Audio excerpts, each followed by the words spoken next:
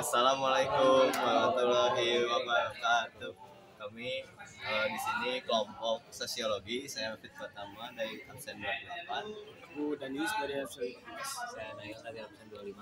Jadi kita di sini bakal ngejelasin sosiologi tentang tindakan sosial. Yuk. Fakta sosial adalah cara bertindak, berpikir, dan merasa yang ada di luar individu dan memiliki kekuatan memaksa terhadap individu.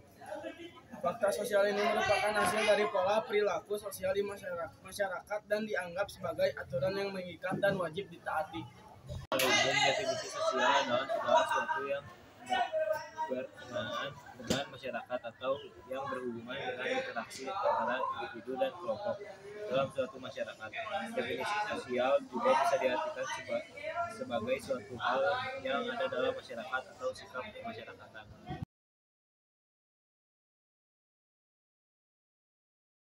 Oke, jadi buat contoh dari fakta dan definisi sosial dan analisisnya yang bakal kelompok kami pakai adalah masalah LGBT. Oke, jadi di sini buat penjelasannya itu. Oke, kita akan bahas LGBT dan hubungannya dengan fakta sosial. Mungkin tadi udah dengar definisinya atau pengertiannya dari Danis dan Nail di sini, tapi aku bakal ngejelasin lagi soal definisi sosial dan fakta sosial itu gimana sih. Nah, buat fakta sosial itu katanya adalah lingkungan dalam bermasyarakat. Fakta sosial itu misalnya kita, walaupun ya misalnya kita misalnya yang ada di dalam ini adalah orang itu rambutnya harus berwarna merah. Nah, ketika ada orang-orang yang tidak berambut merah, maka dia akan dikucilkan atau dianggap aneh lah, jadi orang yang aneh gitu.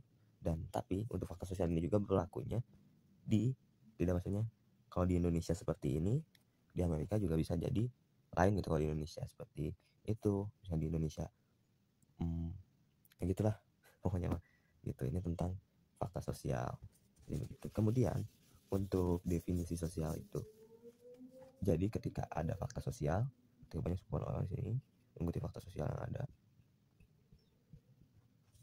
nah orang yang berdiri sendiri di sini itu yang disebut sebagai definisi sosial. Dia menjadi dirinya apa adanya. Dia nggak harus ngikutin orang-orang, tapi dia menjadi apa yang dia inginkan gitu. Dia udah ya udah nggak peduli, karena menurut dia tindakan tersebut ya ada maknanya, atau mungkin ya udah gitu, hidup saya gimana saya gitu. Kalau misalnya kasus LGBT itu seperti apa sih? Nah, kalau kita bahas di kasus LGBT ini, kalau di Indonesia kondisi fakta sosialnya seperti ini. Ini adalah orang yang menganggap bahwa manusia itu diciptakan Adam dan Hawa, ya bukan Adi dan Adit, bukan, di Adam dan Hawa diciptakan manusia. Ini kondisi di Indonesia seperti ini. Tapi jadi orang yang LGBT itu dia istilahnya orang yang melakukan tindak dia tipe sosiologinya tuh yang definisi sosial gitu. Dia berdiri sendiri aja gitu, dia melakukan apa yang dia inginkan aja gitu. Buat Indonesia seperti ini. Tapi ini tuh akan berbanding terbalik. Ini semua tuh akan berbanding terbalik jika di Amerika. Itu di Amerika itu kebalikannya lah. Di Amerika itu orang-orang LGBT itu udah mulai ngembang di sosmed segala macam, sehingga jadinya orang-orang yang waras saya istilahnya itu, mereka tuh akan ya menjadi orang yang definisi sosial. Cara mencegahnya bagaimana? Kalau kita lihat di sosmed juga banyak orang yang tidak setuju dengan hal LGBT ini. Itu kita harus tetap menjadi orang yang definisi sosial. Kita nggak usah jadi LGBT karena terpaksa gitu, karena nggak mau dianggap aneh, tapi ya memang harusnya ditakdirkan seperti itu. Ya kita harus menjadi apa yang kita mau lah gitu. Terima kasih, mungkin segitu saja. Wassalamualaikum warahmatullahi wabarakatuh.